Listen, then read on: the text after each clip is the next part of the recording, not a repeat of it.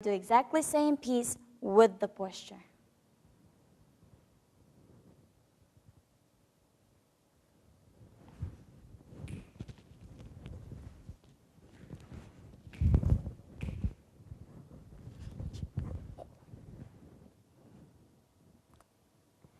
As you observed, our connections became smaller, so the man was allowed to lead the lady with a quicker impulse, and the lady responded with a sharper action. So the importance of posture is endless. It is the very beginning of any movement, and it's one of the most important preparations of any dance.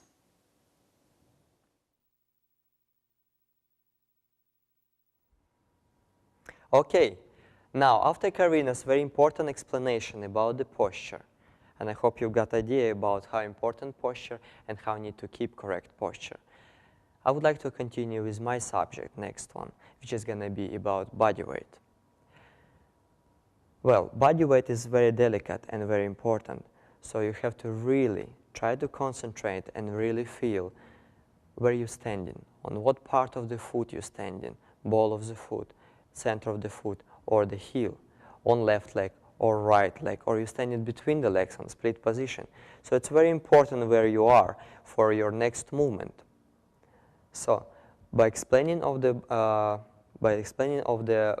body weight, we're gonna gradually continue into the movement, and I will explain you what is the movement. So let's try with me and experiment a little bit. So first things, I would like to again to repeat what Karina said. We're gonna have to try and place our body in correct posture, straight line to stretch our spine, widen our shoulders, engage shoulder blade, and place shoulders down.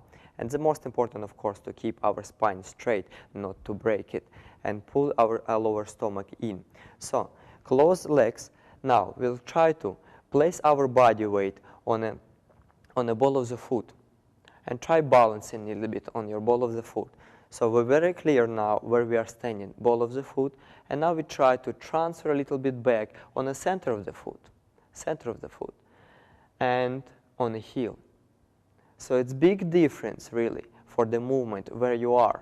Try again, heel, center, ball of the foot. Great.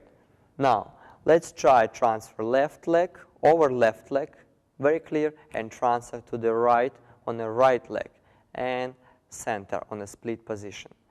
So it's pretty easy. I guess it's easy. But when we dance, we very often forget about it. And now I would like you to ask you to please stand with me on preparation step on the left leg. And we're going to try to experiment to transfer our body. But before that, we have to first prepare our body for that and bring our body in one piece in great, beautiful posture. Now, with standing, we always start our transferring from center of the foot, and we're going to transfer to the ball of the foot. Transfer to the ball of the foot and come back on the center of the foot. Ball of the foot and center. Now, I would like to point you out very important things. When we do this transferring, we never transfer only the hips forward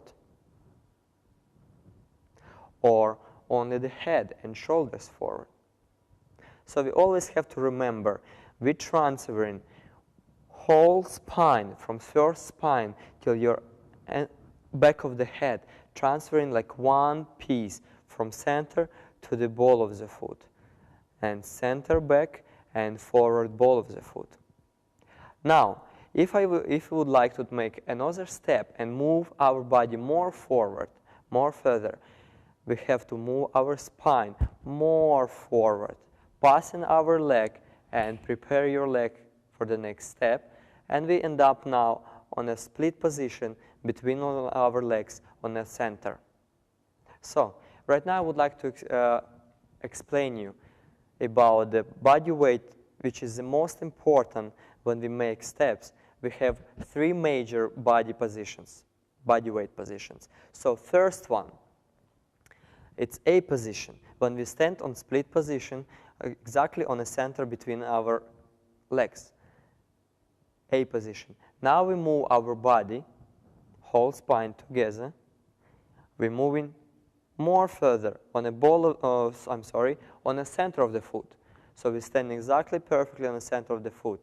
We're going to call this position B position. And next position, position C, when we transfer in our body on the ball of the foot. So one more time. First position, A position, split position, B position on the center of the foot, and C position on the ball of the foot. Great. Now, I would like to take it 2 steps forward in lock step. So we do 2, 3, cha-cha, 1. And I would like to explain, when we make these basic steps, we don't use all 3 positions in our body on these steps. When we make first 2 slow steps, 2, 3, because of speed of the music, it's pretty quick. We're not able to use A position. Well, we're able, but this will be much faster if we're going to transfer our body directly to the B position. So first 2 slow steps, 2, 3, we're going to use and transfer our body directly on the front leg on a B position, on a center position. Now, to make next step, we're moving our body again to the C position and passing leg, and we arrive on a B position of center foot, and we continue move to the C position. Now, the next step gonna be lock step. In a lock step, on the first step, we're gonna use A position. So we move our body more forward, we place leg, and our body now in a split position. Now, to close our leg behind in a cross position to the lock, we have to move our body more forward on the center of the foot. Now, same time, we transferring our body weight on the ball of the foot of the back leg for releasing our leg. And now we're moving again to the A position on the split position and transferring body to B position and C position to move our body more forward.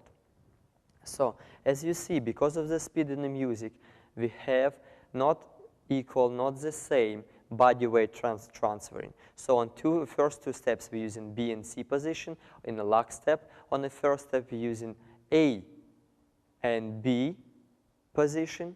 And after, we're going to A, B, C position again. So that's very important. And now, I'm going to continue, but same time when I'm explaining about body transferring, I gradually already continue with explanation of the movement. Why? What is the movement? Movement is transferring your body weight. So when we started to transfer our body weight from A position to B position to C position, our body already automatically moving. So A, B, C moving. Now I pass in my leg and I go A, B, C, A, B, C, A, B, C. So as you see, I always start my step with the movement. I never start with my leg by itself. I always have to move my body forward, and after I continue with the step. Move my body, continue with the step. Move body forward and continue with the step. And now, I would like to invite my beautiful partner on the floor. Karina, please. And I would like to show it first example, and we're going to use from section C, small piece of choreography, our continuous lock steps. And the first time we're going to dance for you, and we're going to use just the steps without movement in the body, without body weight transferring. And as you see, I just started my action just with my legs, and Karina even not moving. Why? Because my body is standing in one place without transferring. So I would like to continue one more time. And 2 and 3, cha-cha, 1. 2 and 3 and cha-cha, 1. So why is my partner moving forward? Only because she knows the choreography. But we'll try again. Yes. So we're going to try one more time. And now I would like to use same steps and use more movement in the body. So I'm going to use my body to move my partner. So I will start with body movement, with my body weight transferring. And 2 and 3. Now, continue again. My body first. Cha, cha, 1. Body. 2 and 3. And cha, cha, 1. 2, 3. Okay, now I would like to use the same example and come back to our beginning of our lock steps and try one more time and show how by using my body weight I will change direction. So, one more time from beginning, and so I using my body weight and 2 and 3. Cha, cha, 1, 2, and 3, and cha, cha, 1. Now, if I'm gonna transfer for the next step my body weight too much forward and turn my partner, she automatically become back weighted because my body weight too much on the center of my foot. So I would like to repeat one more time. So what we gonna do? When I make my step, I will stop my body weight on a split position between my foot. Now I can lock my step to check my legs, my knees. So now, after when I lead my partner into the hip twist, she's in perfect balance on her foot. Now, to use my body again to bring her forward, to change direction, I have to first to make leg action, and now I transfer my spine back on my leg. Same time I bring my partner into the next step. Okay, one more time. And we come back to our beginning of lock step. And beginning. And we start and with body weight forward, cha, 2 and 3 and cha, cha, 1 and 2 and 3 and cha, cha, 1. I continue move my body forward. Now I stop on a split position and lead my lady, and I finish my position to the check position. And now leg action into the transferring spine to bring my partner forward, and last part. Okay, now we've heard about body weight. So we have 3 major positions, A, B, C positions, and how we're using them, how we're using feelings of transferring body weight on a ball of the foot, center foot, and heel, from one leg to another leg.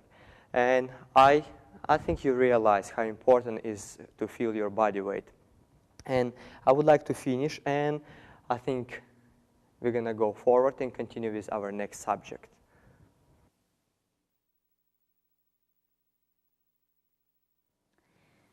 Now we would like to take you into our 4th point, the footwork.